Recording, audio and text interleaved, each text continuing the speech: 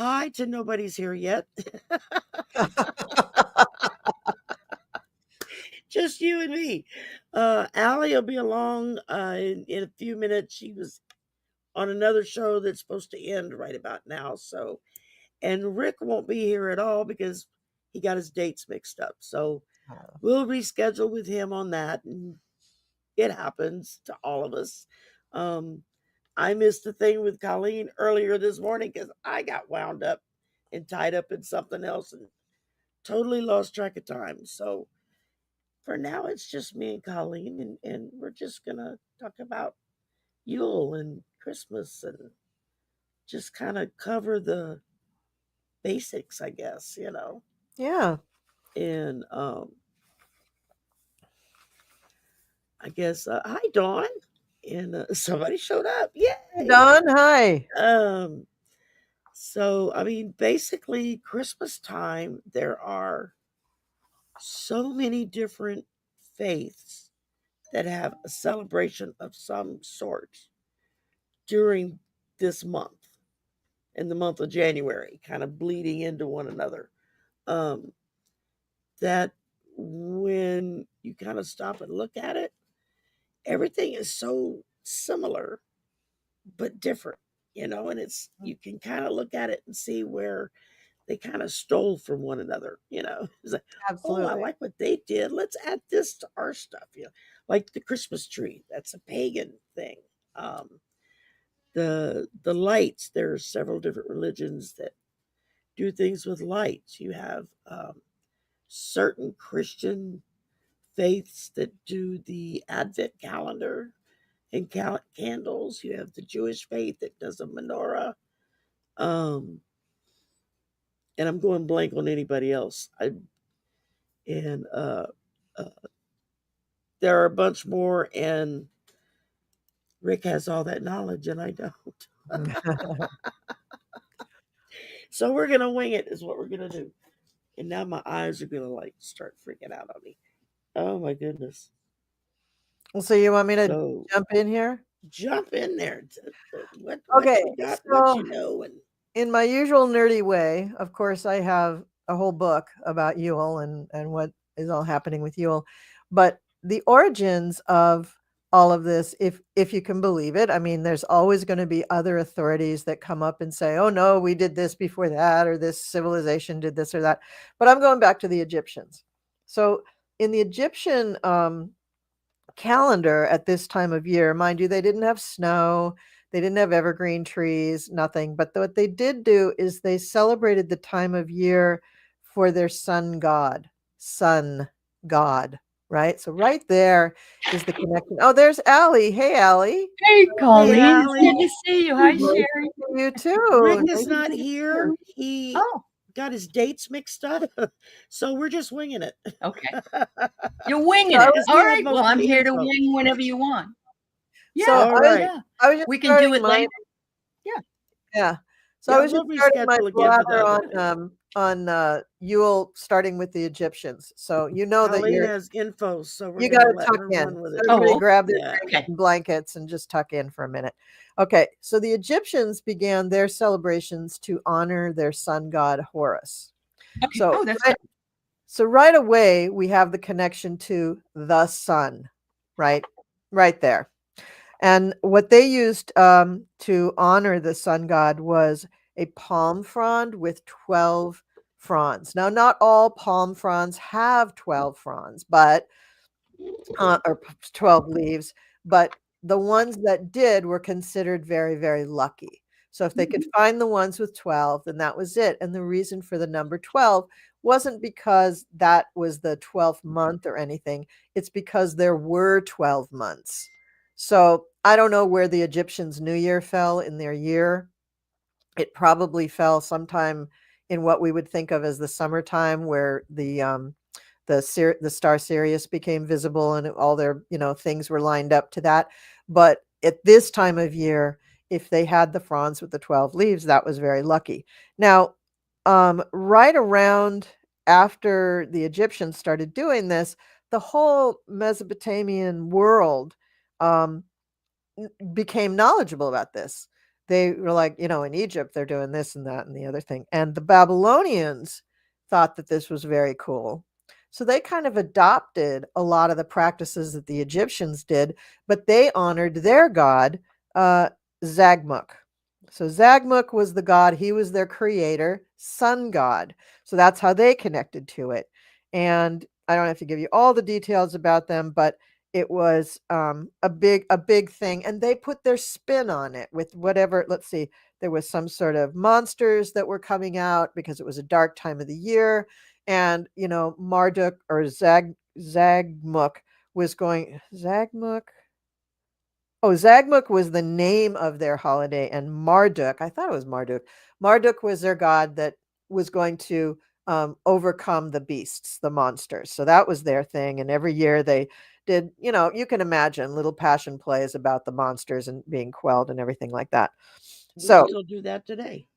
so the Zagmuk festival began 5 days before winter solstice and lasted 6 days after. So it was 11 days, not 12.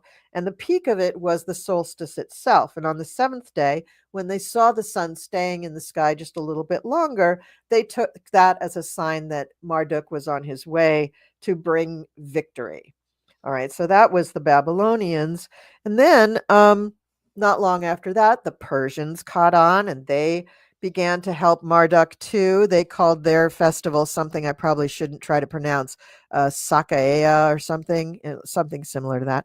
And they are the ones who started the practice of slaves and masters changing places.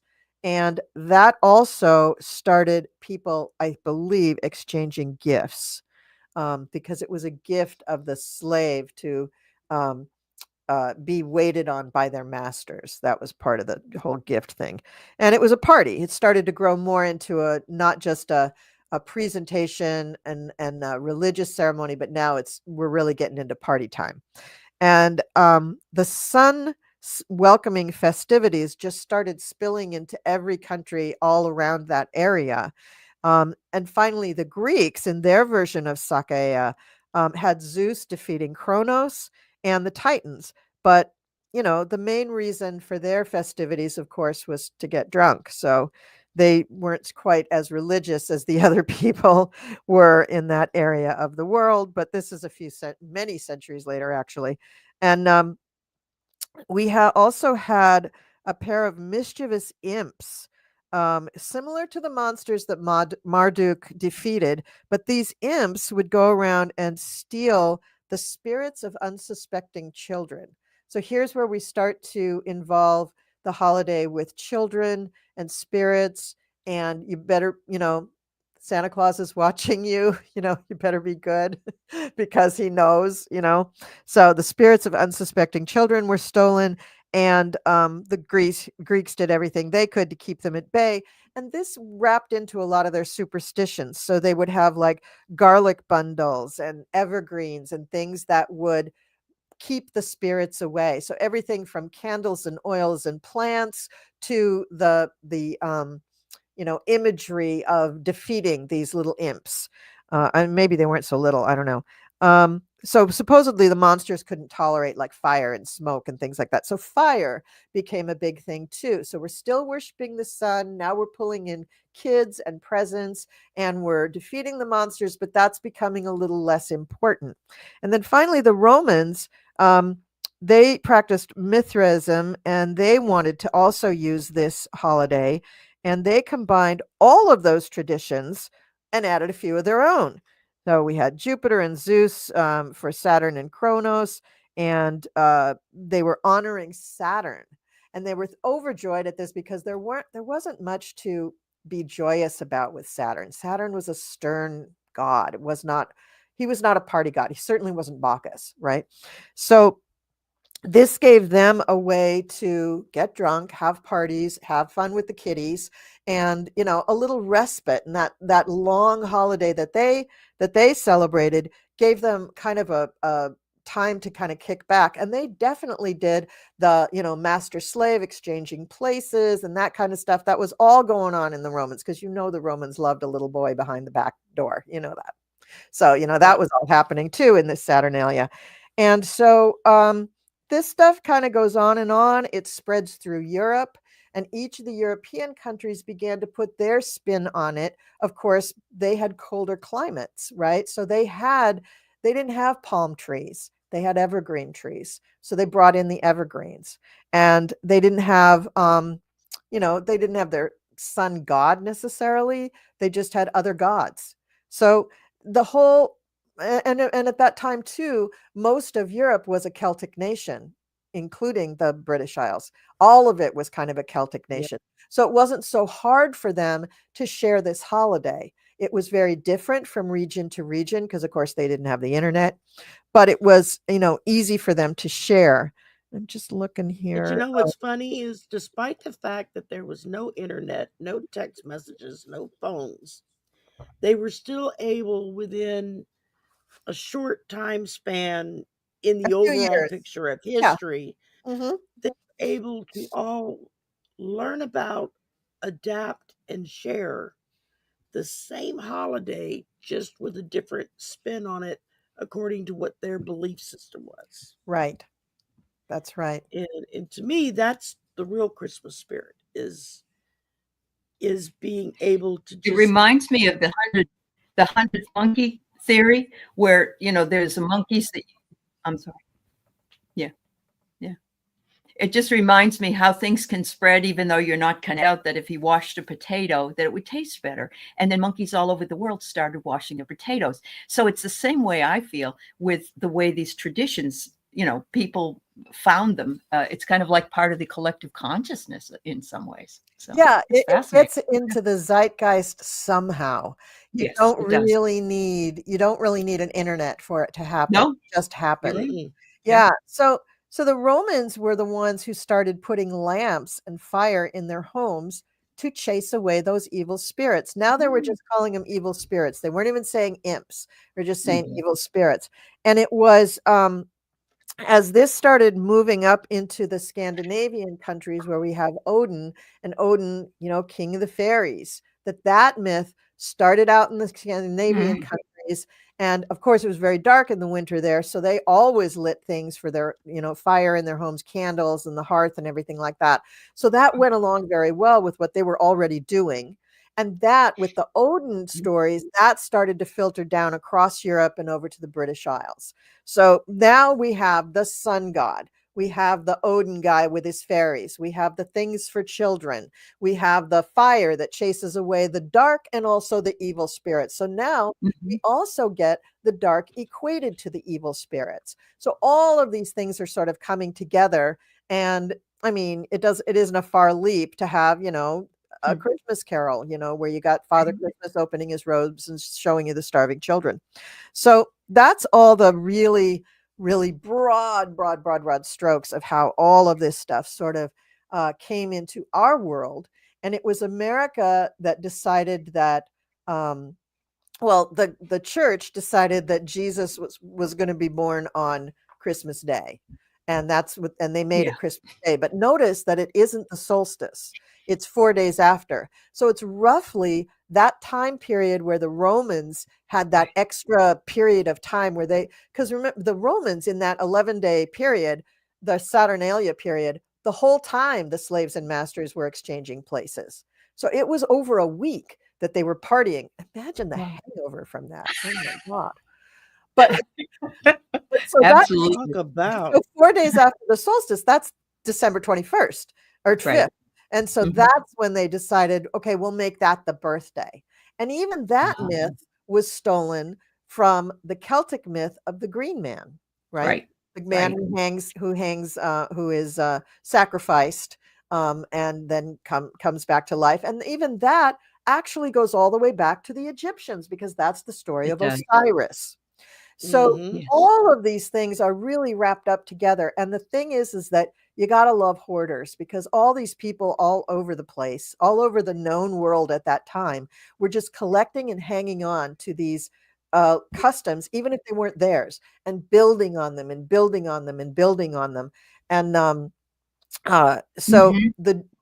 like for Mhm. instance, the druids were Yeah. using mistletoe for healing, and the mistletoe healing became the kissing bush, the kissing ball. with mistletoe Yeah. in it that people would kiss under. Why? Because it healed people. So it would heal relationships too. So people were taking this stuff very, very literally. Mhm. And the one thing that America really contributed was the not the naming of the reindeer. That had already been done by the Scandinavians. They already Mhm. had that going on because most of the reindeer names, like it's not Donner, it's actually Donder, which means thunder, right? Mhm. Blitzen, Mhm. I had a dog named Blitzen. Blitzen, Comet, Cupid. I mean, they added a few in there, but some of those Yeah. names will resonate in the pantheons for the Scandinavian gods and the Scandinavian traditions around their Yule, and they called it Yule. But in the United States and America, Mhm. great marketers, they decided that they needed a place for Santa Claus, which was the new name for Odin. Santa Claus needed to have a home, and they put it at the North Pole. And then they brought all his elves to the North Pole. And of course, the elves needed something to do all year long. And so they made toys for those poor little kids who were scared by the evil spirits. And then the Christmas lights thing started when a guy who worked for the telegraph company thought it would be really festive to take the switchboard lights and hang it on a sign that said Merry Christmas. And that was Oh, how Christmas lights were born. wow. Yeah. Wow. So it came out of Well, and I know in the politics. U.S. it's been a popular myth that Santa Claus, the way we know him as today, was a figure that was contrived by the Coca-Cola company to sell their Coke at Christmas time. Well, certainly his image is very Right. popular, and Right. he It's sold a image. lot of It's stuff with yeah. that image on it. But yeah, they didn't Yeah. create that. The No, image, they He did. created the image of what we know today as Santa Yeah. Claus. right. That, Now, the round fat man with the white right. beard and Now It's this all with the marketing, and yeah, yeah, it's all great marketing. marketer. And Jesus, the white guy with the long hair, is not what he That's really also looked like either. marketing. That's So, also yeah, marketing. yeah, Yeah. it's all They took a marketing. Middle Yeah. Eastern Jew and Yep. they Caucasianized him so It that did. he could not threaten anybody in the Not United threaten States. anyone. Yeah. No But brown bodies. no, Yeah. but the Santa Claus figure too actually comes out of I don't think it's even in my book, but I know we did it one year for Yule. It's a Scandinavian thing, Krampus. Krampus. Yes. And Krampus actually was kind of an evil dude, and people were really afraid of him. That he was one of Yeah. the evil spirits, not the nice, friendly, Mhm. Odin's giving you presents kind of guy. I mean, a lot of the things in Europe Right. started out a lot less personified and more just ritualized. Like putting your shoes all together as a family meant that the whole next year, the family would be very united if all their shoes were together on Christmas Eve. Yeah. And Wow. in the Netherlands, I know they used to put the apples and oranges if they had them or In the candy shoes. in the Yeah. shoes, in the wooden shoes. Mhm. And Yep. putting the lights on the Christmas tree, the candles on the Christmas tree. I mean, I think that just started out. There were a lot of candles because it was very, very dark in the Yeah. Scandinavian countries because they're so far Definitely. north. So well, in that time of year, it was probably getting dark at 2 or 3 in the afternoon, well, I in mean, some parts of the year, I think it was just staying dark, and then they were just True. If making the higher up you right, go. Yeah. yeah, Mhm.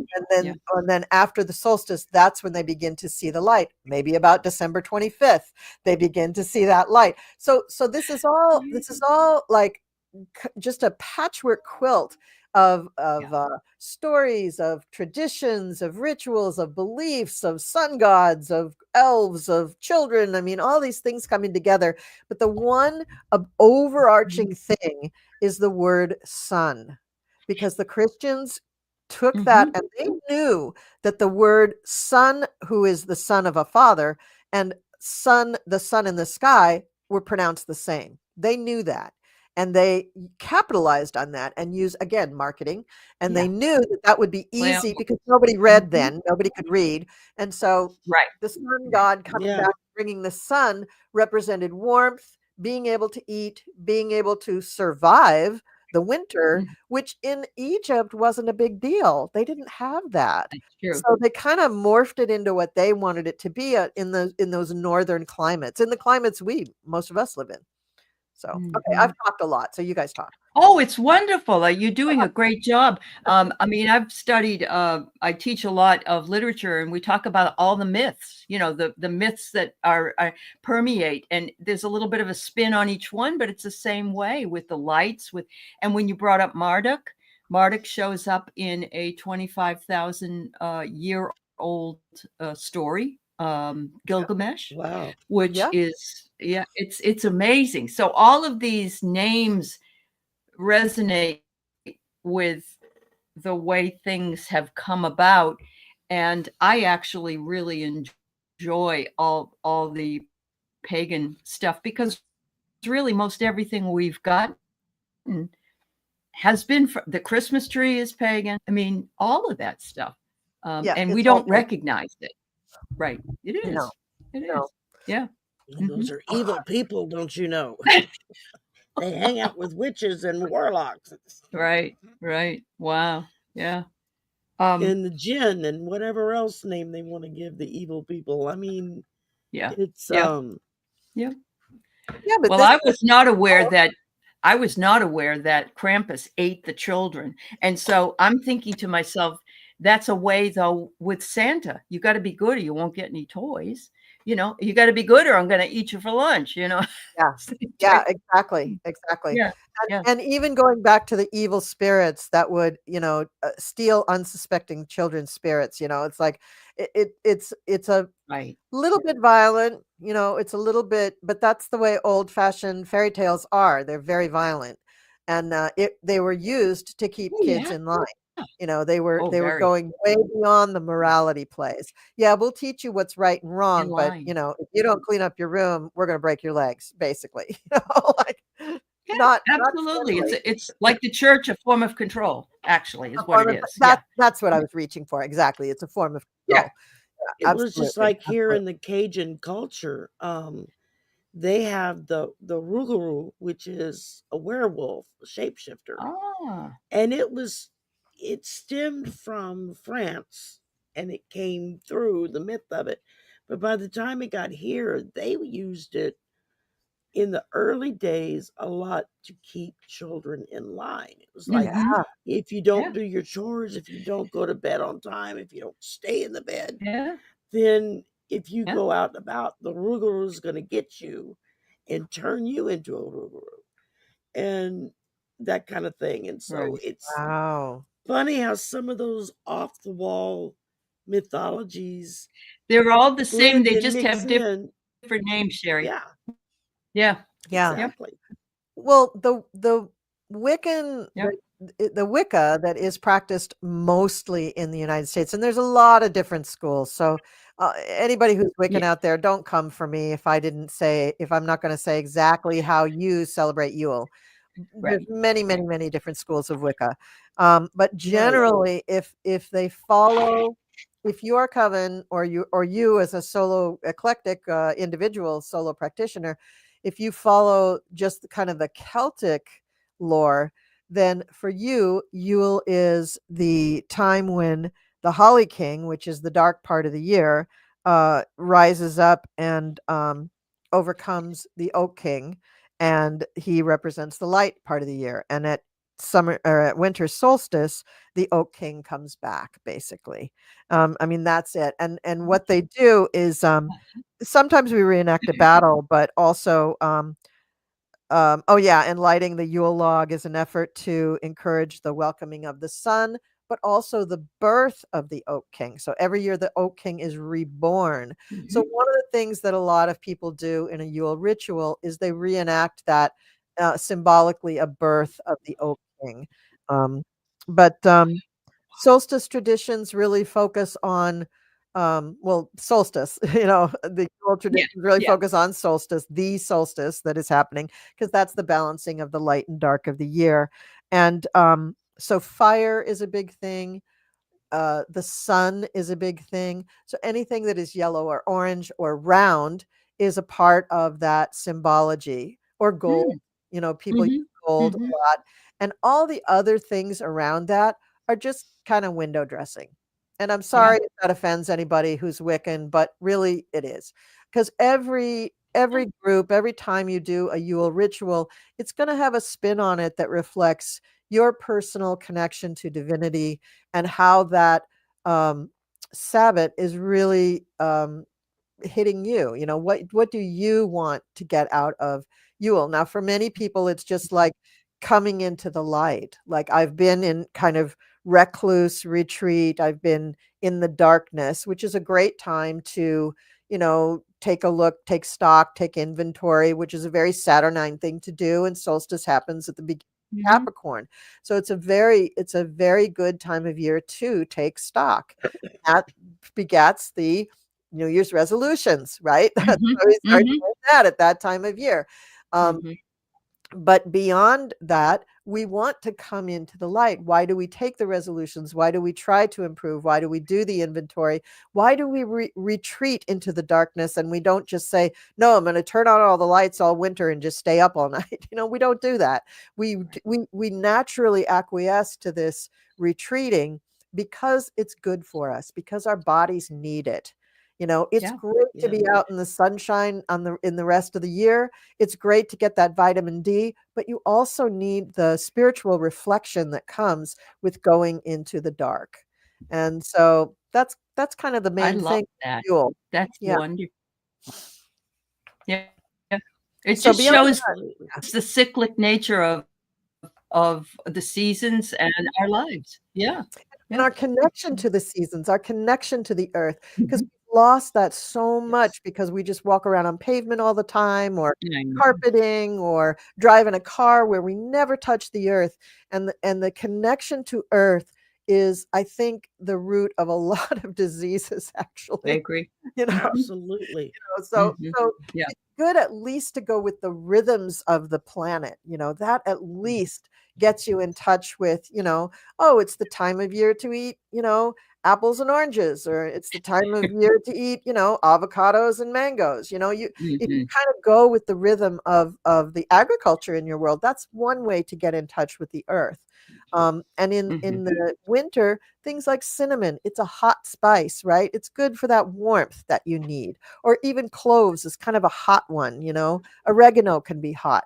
You know, so you bring out those nuts, spices, herbs to bring in the heat because you need it. But you also are looking at things like, you know, like eggnog, you know, like cooling things that are kind of like, slow you down. Anyway, so there's lots. There's just a million of these things. I could just babble on forever. When I first started kind of practicing paganism, when I first kind of got introduced to that concept and thought, okay, that actually fits my personal belief system more than anything else. And I didn't realize at the time that there were different kinds of paganism. You've got the Nordish pagan, you have Celtic pagans, you have this kind and that kind. It just depends on where you are, where you're from, as to how the gods, which most of them are similar, but they're again they may add or take away depending on which group you're in and how they celebrate. I know there's a guy that lives in, I think it's Norway, who has a channel, and he's always posting anywhere from 10 to 30 minutes, little videos on upcoming stuff or why they do this or why they celebrate that. And I find it just fascinating because, you know, he walks around like out in the woods and whatnot, and he'll show the difference about, well, why we use this kind of tree, as you can see here, and then as opposed to this kind of tree, and you know, just the way he covers it, and I find it all fascinating. And then one day, I realized that there was a different kind when I came across somebody else's video that was pagan, and I was like, wait a minute, that's not what the other guy was saying, and it took me a minute to connect. Oh, it's different kinds. You know, it's like being a Catholic or a Protestant or, you know, evangelical, or, you know, however you want to break that down, which they can get crazy about, you know. I grew up, Buddhism's the same way. Buddhism's the same way. I grew up, my mother didn't push religion on us. You know, it was like if my brother or I ever expressed an interest to go to church or something, she's like, yeah, go knock yourself out, whatever. You know, you believe what you believe and then you go with it. And even though I was baptized Catholic when I was a baby because of family issues, that's just what you do. And she went ahead and went through it. I know by the time high school came along, my two best friends, one was Jewish and one was Catholic. And so every Friday night, we would all three go to temple together. Oh, fun. And then on Sunday morning, we'd all go to mass together. Oh, that's so And fun. All the mystical stuff. I love it. Yeah. And I would sit there and I would always think to myself, well, I've got both ends of the Bible. So I must be doing okay. I got the old and the new all put together. And it was That's many it. years later Yeah. That's before great. I That's great. became a Christian according to evangelical tones, you know, but and learned a lot more.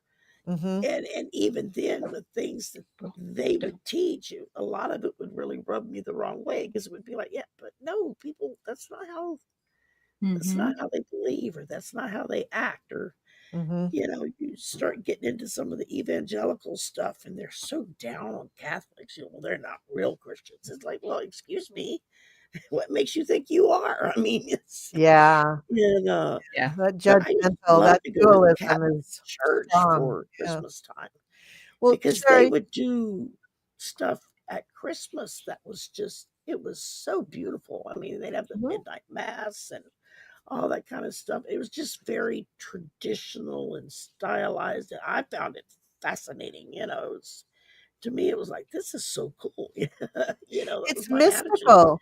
It's mystical. You're drawn to the mystical part of it.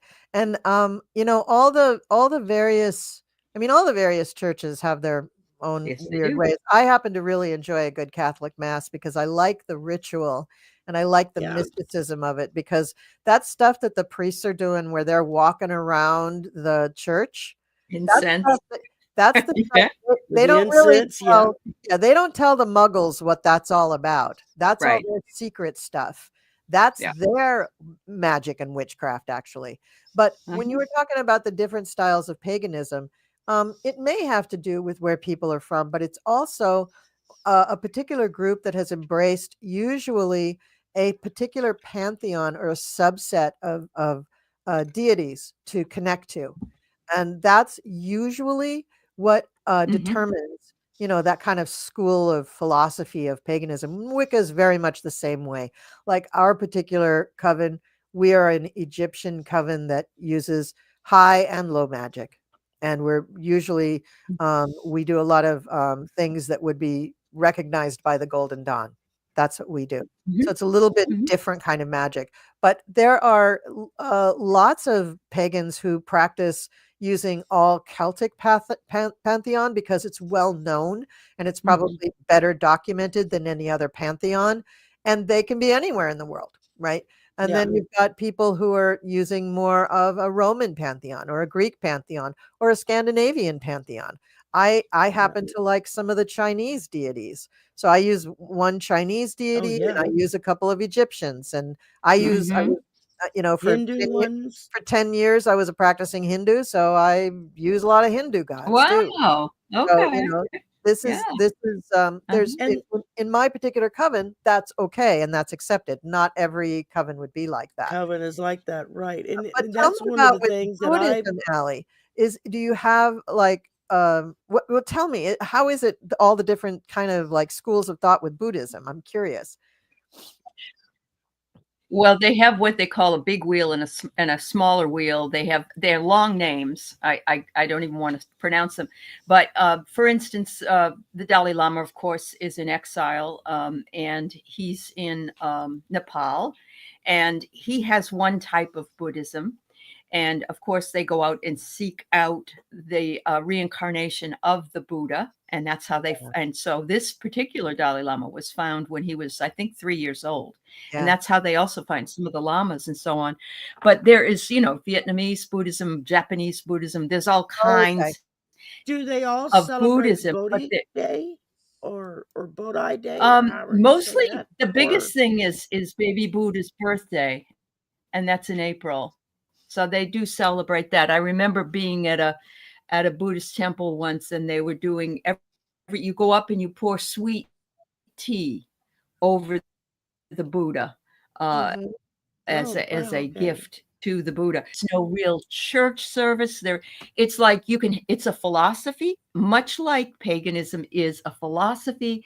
And what it does is you get to pick whatever you want to do with it. That's why I love it so much. It's like, it's not, you have to be at church, you have, and all of the agreements are, that it's like almost like the 10 Commandments. You don't kill somebody, you don't, you don't steal from somebody. But a lot of Buddhists celebrate Christmas, including myself. I mean, I grew up as a Christian, so I would definitely still, I like the idea of it. My mother grew up with Father Christmas because she lived in Wales, or her family lived in Wales. So there's some of that paganism in there too. And I also find that Native American spirituality really resonates with me because it's an earth-based. Much like paganism, Wicca, Well, that's like same thing. Kwanzaa is celebrated with the So, African American culture. It That's usually right. runs like a week long, December 26th to January 1st. They say it's an annual celebration of African American culture, culminating in a communal feast called Karamu, usually on the 6th day, based on the African harvest festival traditions from all different parts of the continent. Africa, the African continent. So, but I know It's over about the years, it's you know like, what I love about it I've is the word adopted life. some Hindu, I've adopted some Buddhism, I've adopted some Wiccan, I've adopted some Pagan. And that's okay. We're spiritual. People ask me much. now, Yeah. I just say I believe in the Force. Just like Obi-Wan taught us, and just let it go at that. They usually don't know what to respond, but when I was 16 and saw There is Star no Wars God for the first concept. time, and I heard it, in the movie, and it was like the light went off. I was like, oh my God, that's it. That's what I believe.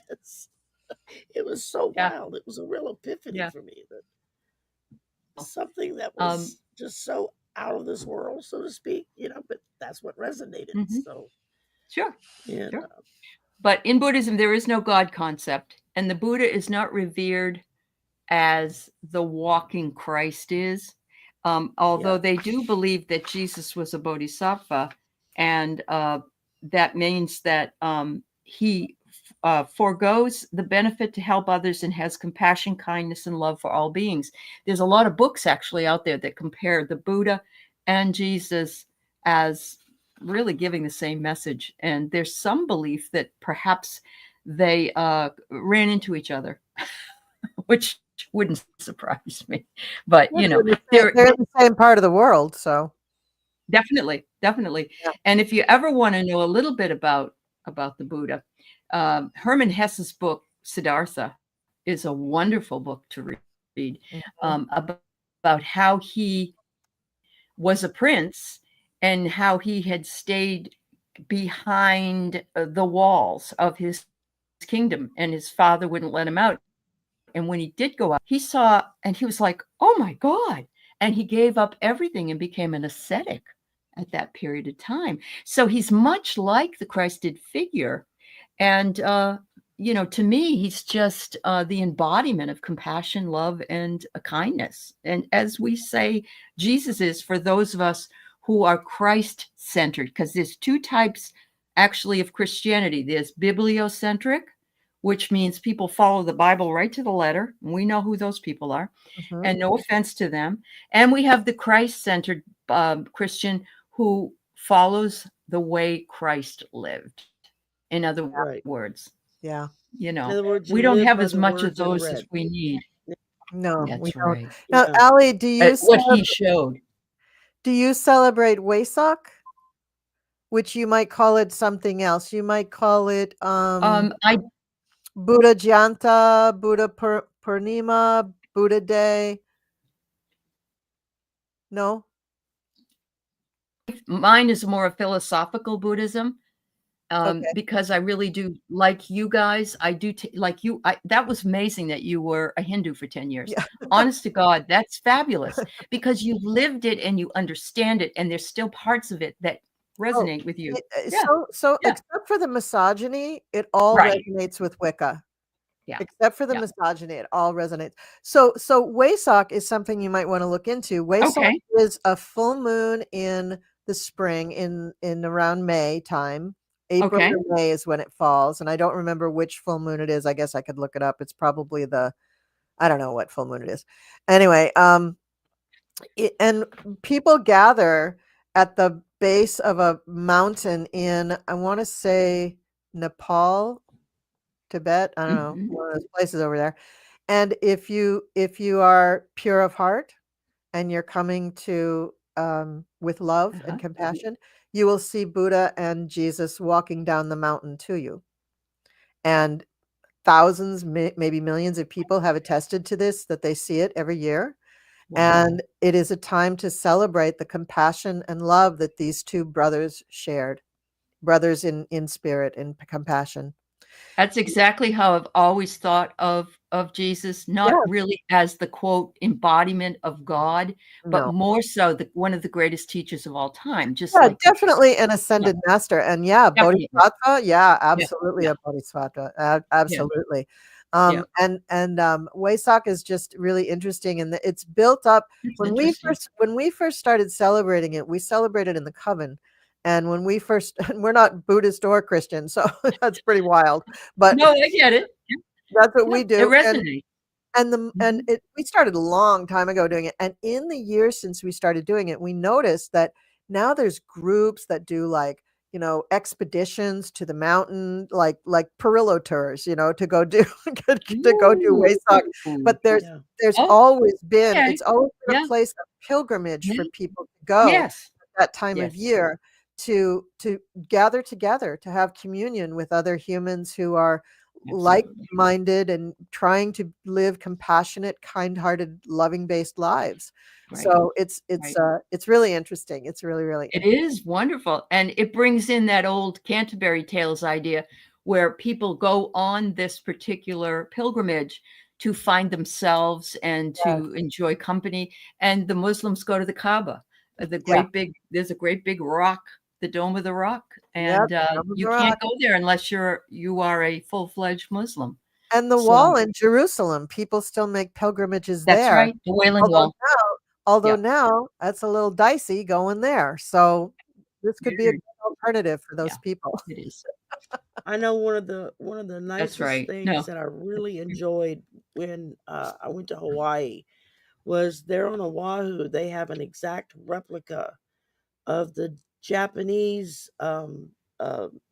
Buddhist temple in Japan, and they have an exact replica made from some of the same wood there in Hawaii, and it's like backed up right at the foot of some of the mountains there. You also have to go through the cemetery to get there. You do. Love it. And the cemetery is broken up with like a Christian section, a Jewish section, it's kind of Buddhist cool section, a Hindu section. They've got like the cemetery broken up, so all these different faiths can come and bury their person in their section where they believe. And when you pull in park for the temple, and you have to go across this little bridge because they have a huge moat that goes around it with koi fish that I've never seen that big in my life. Oh my God, they're huge. Peacocks and everywhere. Beautiful. Big giant koi and big giant goldfish. I've got pictures of them somewhere. But when you get there, there is like a couple of trees and a log attached by ropes with a brass gong on one of the trees, or tied between two trees. And to announce your arrival to Buddha and let them know. Let them know you're there. You have to swing that tree into the brass gong, and it dong, and it plays. Yeah. And then you walk down and you go over another bridge where another moat is at, and you go in one side where you have to take off your shoes and leave them, and then you can walk in, and then there sits the Buddha, the big golden Buddha, It's gorgeous. and with a big tray of sand in front with incense sticks, and you just pick up an incense sticks from one of the boxes and you light it, you set it in the sand in front of the Buddha, and then you give the Buddha your prayers. And then you stand there for a few minutes, and then you go on out the other way, and then you can circle around the back to go get your shoes back, And then as you go out the exit on the other end of the temple, they've got a little like gift shop set up where you can go and learn more about it. You can buy artifacts. You can get, it's like I bought some really cool stuff there. And Lewis and I wandered around for like almost a whole day. He took a gazillion pictures there of all the. It's very serene. Didn't you feel that way? Very, very, yes. very serene. Yeah, the energy. It was very calming. When we first got there, the first couple of pictures he took, it was real cloudy, and you could see the clouds like from the mountains down on the ground, and everything was all foggy. And by the time we did all that, went through, stopped in the gift shop, and came out, the sun was out. And the whole building just lit up. It looked like it had been, somebody had plugged it in, and it was just from the sunlight.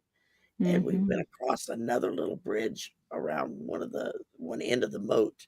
And he went around and took some pictures, and he got some when we came in of the temple in the fog. And then when we came out, he got pictures of the temple in the sunlight. And it's just beyond beautiful. I mean, gorgeous, gorgeous pictures. And I meant to scan them, some of them, so I could show them, and I forgot. But yeah, it was really interesting to go there. It was very, very peaceful and very serene. And it was like, God, I could just sit here all day. This is great. And to this day, Colleen, you were talking about we're not plugged into Earth anymore. I have to go outside every day. I don't care how wet it is, how cold it is, how hot it is. I have to go outside every day, even if it's just to sit on the patio, because it's like this need that I have to get in nature in order to conduct my day. I know my lunch break I have a little cubby hole that I found behind some hibiscus bushes and some Japanese magnolia blossom trees that right in front of one side of the building. And there's this one spot that's kind of cleared out. And I go sit there for my lunch because I can see out who's coming up and down the sidewalk. But unless they're looking for me, they don't see me. I'm just sitting in the bushes, just watching everybody. But it's great because I'm just surrounded. The squirrels that come talk to me and the birds. And I sat there one day for 15 minutes and had this full-on conversation with a damn squirrel and just chattering away at me. So I was like, okay, yeah, we can talk, sure. The squirrels on campus have no fear. They're used to the kids feeding them all the time. So, oh yeah, it's the same way in my campuses. Better make sure you got your. Come right up to you and tap you. They'll like steal your sandwich right off your plate. Yeah. They're good at that. But they will. It's a very relaxing, very energetic kind of feeling. Like I feel like I'm getting plugged in for the afternoon, to keep going.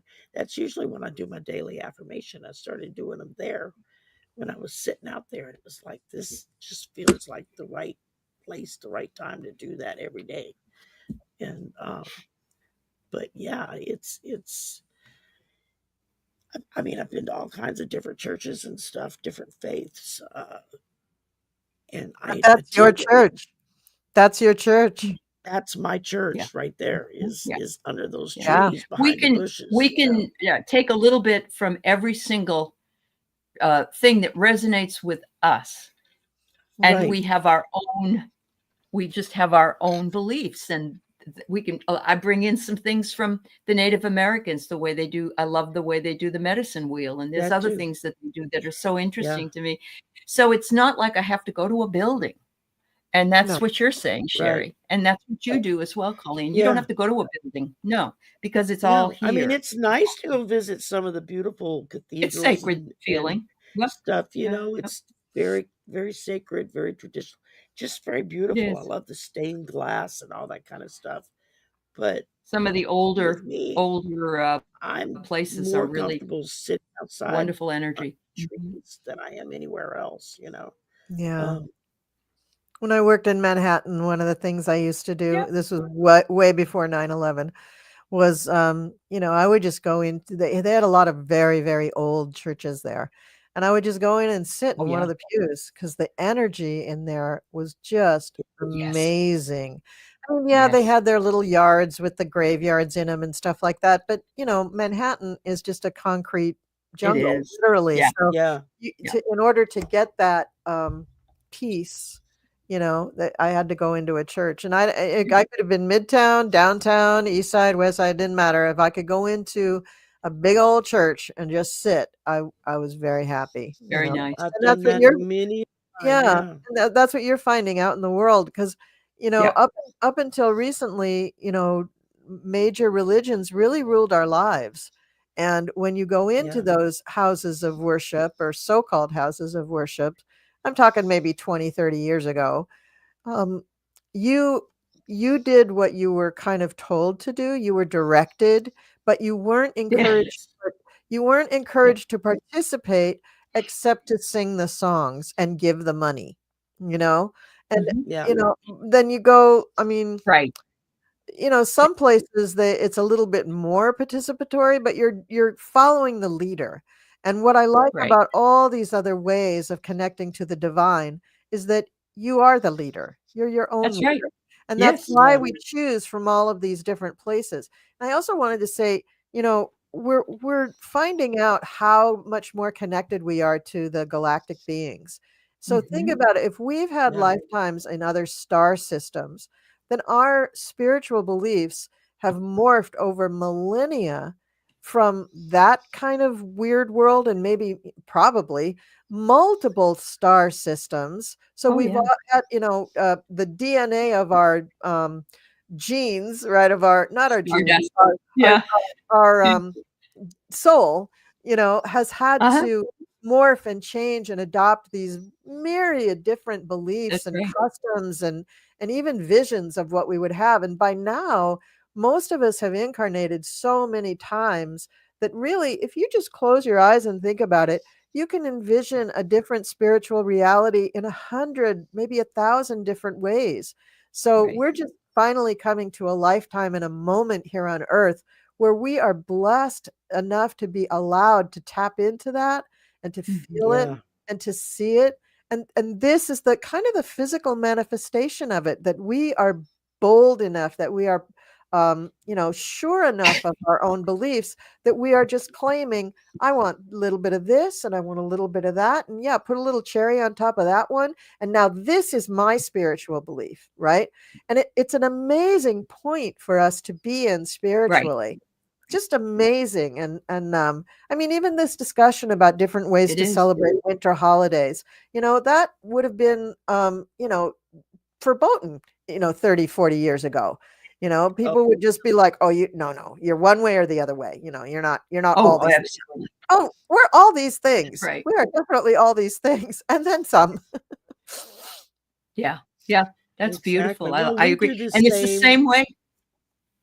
I'm sorry. It's the same way No, when you're trying to figure out what kind of ritual you want to do or an altar you Yeah. want to build. Yeah. It's like there are no rules. No. You just do what yeah, makes you happy. Do what Right. makes you happy. yeah. So Right. I was that's going to say we all have our own little things of either ringing mhm. bells or lighting Uh-huh. incense, or like Yeah. I can't burn incense, so I've got some sage Spray. Yeah. oil that I could just spritz into the air, and Cute little bottle, I'm, Sherry. I love Yeah, that. it is is. that Yeah. I got Cute. that at Temu Oh, for like atomizer. $5. Oh, very nice. Love Yeah, it. Yeah. Love Yeah. it. yeah, I it used to just collect it just perfume does a bottles. little I love mist. that. Oh, Oh, Oh, that's they had all beautiful. different kinds. wow. It's like I have my bell that I'll ring Mhm. whenever I want to Mhm. clear the air, clear Very the nice. energy. I have my Yeah. Tibetan bowl that I can do.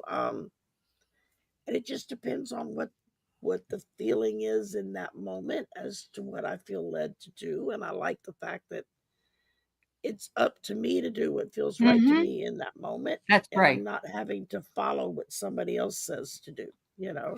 And don't you Um, find that the more you do that, the more you tap into what feels good for you, just right there, that it feels good for me. Just that just raises your vibration It a bit. oh, does. yeah, Mhm. 5, 10 absolutely. points. And then once you're raising up to there, then you're going, well, what else feels good? Well, it feels good to get these messages from all these places. Well, what else feels good? Well, it feels good to tap into my higher self and my angels, doesn't it? Like all Yes, of these things are meant absolutely. to lift us up and give us Expansion. joy.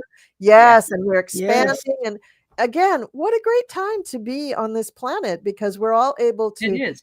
share this experience and yet it's so personal and we're not afraid Mhm. of comparing notes with other people whereas I think maybe 100 years ago people would be afraid not to be doing the same thing as the other person, and we don't have to Well, worry. God forbid, Colleen, 100 Correct. years ago, It's if correct. any one of us Yeah. would have gone out and said, "Well, we follow this kind of belief, or we do this kind of ritual, or we go stand in the woods and do the," I mean, we would have been branded witches regardless of what it was we were Oh, doing we would have been and killed. burned at the Yeah, stake. absolutely. Yeah. I Sure. mean, Yeah.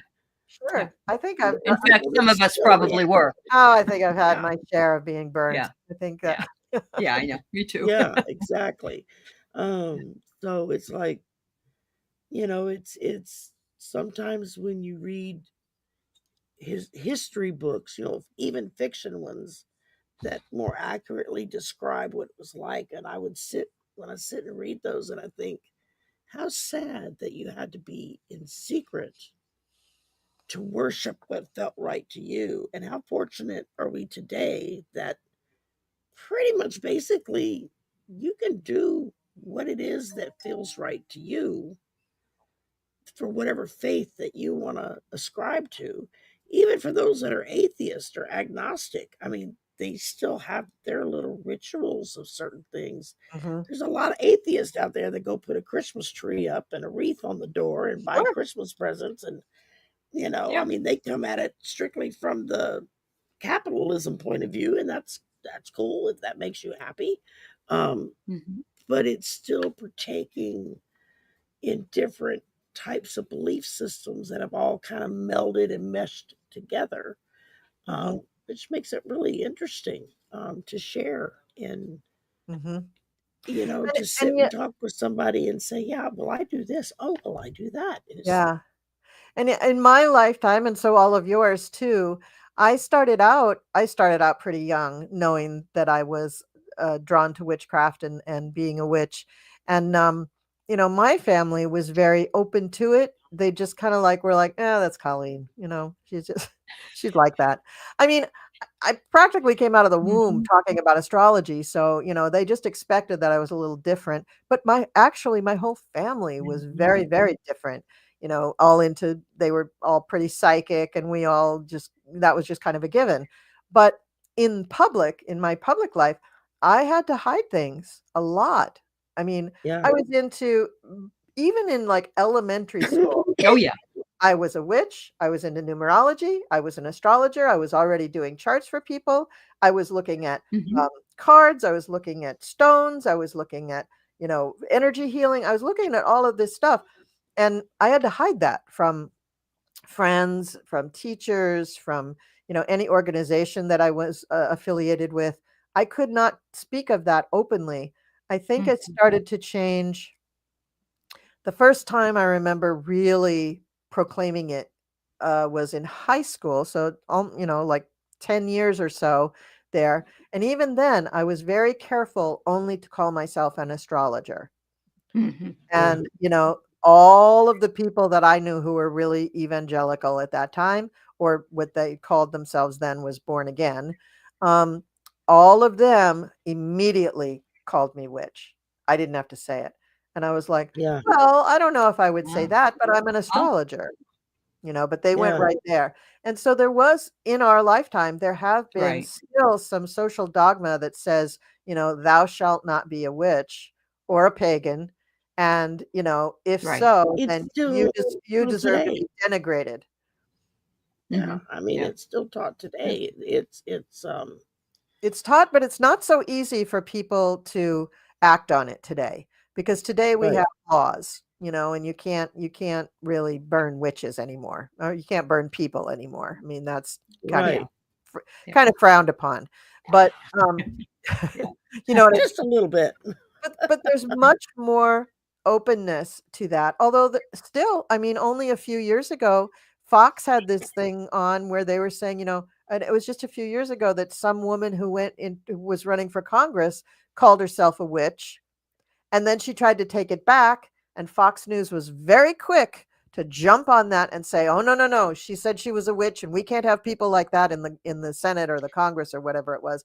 And She I was, was doing ads saying, "I'm not a witch." Oh, I God. just said, and I then she said, remember yeah. her. Right, Yes. right. And our coven was very up in arms about that. We're writing letters, and we're like, "How dare you say, you can't say that."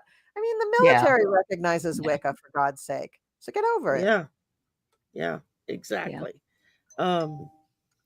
It's really fascinating when you can sit down and have a conversation on different religions, different faiths, different belief systems, where you're not feeling like you're up against the wall having to defend what you say. Right. Yeah.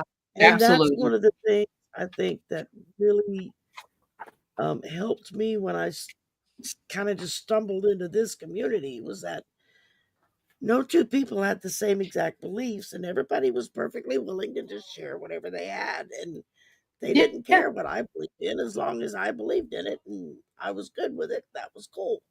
That was a new concept for Well, me. we're more open-minded here. Yeah, there's a lot Yeah, I more mean, open-mindedness um, now. Those are the type like of I said, people that my are attracted mother to was this. not a Yeah. religious Mhm. woman. She was spiritual, but she wasn't religious. And so that was never Uh-huh. forced on us in any kind of way. And when I went through my phases of joining this church and doing this thing and whatnot, and she would just roll with it, whatever makes you happy. Um, I look back now at some of my behaviors, during those stints, and I think, oh my God, I was horrible. No wonder nobody wanted to be around me. Yeah. Because they make you become so dogmatic. You can't you Yeah. can't truly share what it is you're feeling. Sorry, y'all, the dogs are going crazy. Yeah. Okay. And it's interesting. Even in this community, you'll get once in a while you'll get people in the chat who will say, "Oh no, you read that card wrong. That means this," or "Oh no, you don't do that. You do it this way." And it's like, "Excuse me, do you have a YouTube channel? What? Because if you do, you can go on and tell Yeah. people how you do it. But this is the way I do it." Like when we first started doing group readings like Yeah. polyterology, people would be like, "Oh, you guys are just talking about your opinions." And I'm like, "Excuse me, all of us are tapped in. And the fact that we're in a group helps us tap in even stronger. And so what we're Yeah. getting Yeah. is definitely from our guides. You may see it as a conversation. We probably can't even recall what that conversation was because it wasn't us. It was the message Right. from our guides. So I'm sorry, get Yeah. your own channel Yeah. and don't I comment know on I get a lot of pushback because I don't do a lot of solo shows. I'm anything. like, I don't like doing solo shows. I'm boring to me. I want somebody to talk to. It's like, yes, I talk with chat, but it's not quite the same. You've got that delay, and it just feels like the conversation is not flowing as easily as when you've got somebody that's on the camera with you, no matter where they are in the world, and you can sit and have that conversation hmm and be like, well, I was thinking this, and oh, that's cool. I was thinking that, and it's just the fact that we're all able, when I sit and read with other people, yeah, I get tuned in much faster and much stronger than when I'm by myself. And it's Yeah. like somebody can say something and suddenly the light bulb goes off, and I'm like, oh, wait a minute. What did you say? See, that's And they'll something that start, the church yeah, really was onto. That group setting magnifies the connection to the divine. yeah, Definitely does. And that's there's nothing wrong with capitalizing on that. I mean, if you can do readings by yourself, or not even readings, just, talking to the audience by yourself, great. If you want to do it in a group, great, do that. Again, it's, a buffet. You pick what you want. Exactly. There are times when I enjoy, just doing a solo. I'm just in the mood for that. So I Right. don't ask for somebody to come on with me or something. I just go hang out with them in the chat. And they seem to enjoy it. I enjoy it, but I don't enjoy it all the time.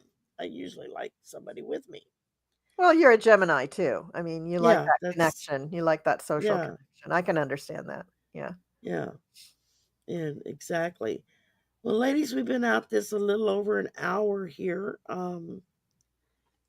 A lot of what we were going to gear towards was stuff Rick was going to bring in. So I'll get with him later this afternoon and reschedule, and hopefully y'all can come back. And if not, then we'll miss you. So, Yeah. but you'll see us all together Thank Yeah. you. throughout the It was week. I mean, it's enjoyable. I sisters, learned a lot. they I learned a provide lot from so Colleen. That was great. Yeah. Oh, yeah, Yeah. thank you. Yes, it exactly. was a great conversation, though. I really enjoyed the conversation too. It was Mhm. good. Yeah. Yes, Thank you. exactly. I learned Yeah. a lot from both of you, and it's like, and I knew Yes, stuff, but I did too. not nearly that much. So, um, I just want to thank y'all for coming and spending your afternoon with us for a little while. Thank you, everybody in the chat, Thanks, for just everybody. coming and hanging Namaste. out and listening. Have a cool And Yule.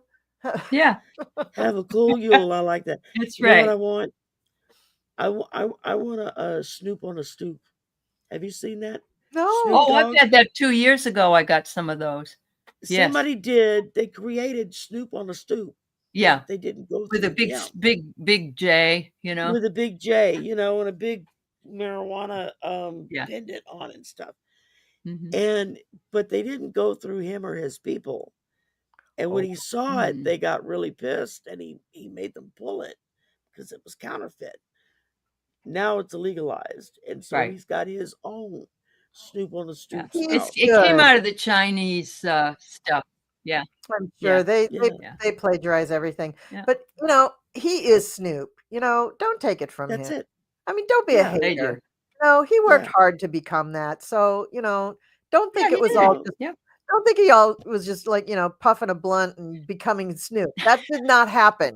He worked his That's no. ass right. off. He He worked his worked ass his off. ass off to become Yeah. Snoop, Yeah, and I Yeah. and to love him. hang out I with love him. Martha Stewart weekly and do I love cooking that whole Mhm. shows and story. shit I love together. that whole I mean, not that fond of Martha Stewart, but I love that whole story with him. That's Yeah. cool. Yeah. I never liked Martha Stewart until Snoop started hanging out with her, and I I was watched what? the thing on her documentary. It was really good, and it gives you Yeah. she was really screwed over by the FBI.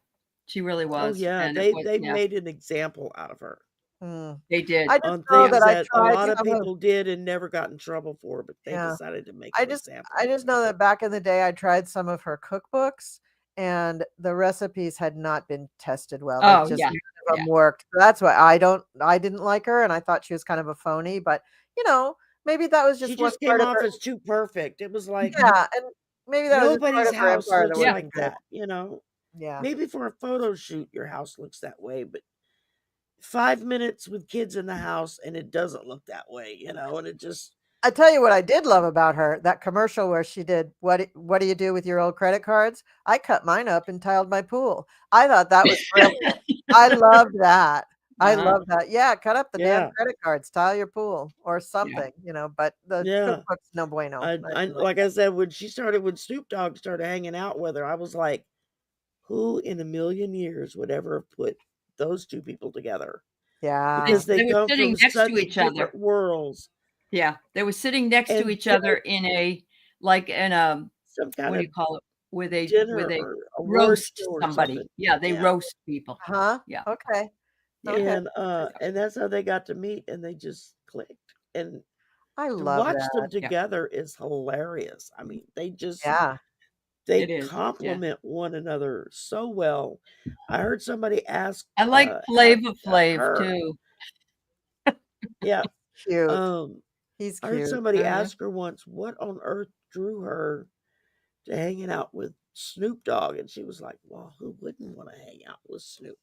you know. There you Just the go. way she put it, like she was the one that was Mhm. awestruck, not the other way around. She was like, I Yeah. love it. who Yeah. wouldn't want I to love hang it. out with him? So, Yeah. Mhm. but yeah, so he's got a snoop on the stoop.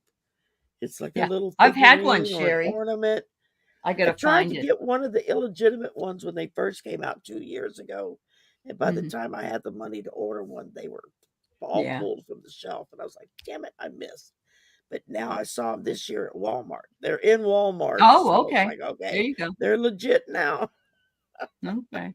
Love it. And but Mm. it's great. I love it. I keep saying, I'm gonna go get one of those. I Love can it. put it up on the shelf, have my Love it. own Love it. snoop on Love the it. stoop. And well, thank you everyone for coming and hanging. Thank you, ladies, so Thank much you. This for was Yes, you're fun. sharing your welcome. wisdom Yeah. and your insight and your stories and your knowledge. It's greatly appreciated. And I love these two ladies with all my heart.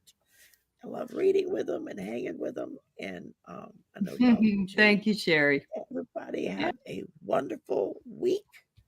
We're going into a new week with who knows what's going to happen. It's Yep. everything's so up in the air. It's like each new week is like, am I going to regret it or am I going to be going, yes? So We'll see. Stay in anticipation proceed and with caution. positivity. Right. That's it. That's it. Yep. And Mhm. I will be back in 2 hours with Isaac. We will be talking about stalking and how to know if you're being stalked, how to protect Wonderful. yourself if you're being stalked. What are Mhm. some things you can do? So, for Don't mastering mental don't wellness. miss it, everybody. Don't miss it. We have a lot of fun with that little show. We don't usually get a whole bunch of people, but everybody really gets into the conversation in the chat. It's like that's what we wanted, was people discussing these Yeah. concepts back and forth with each other. Good. And then tomorrow night is Draining the Swamp with Mel and Arthur. So that'll be interesting. So y'all have a great week. Thank All you very right. much. Bye. Thanks, Al. Nice seeing you, Aley, and thank you.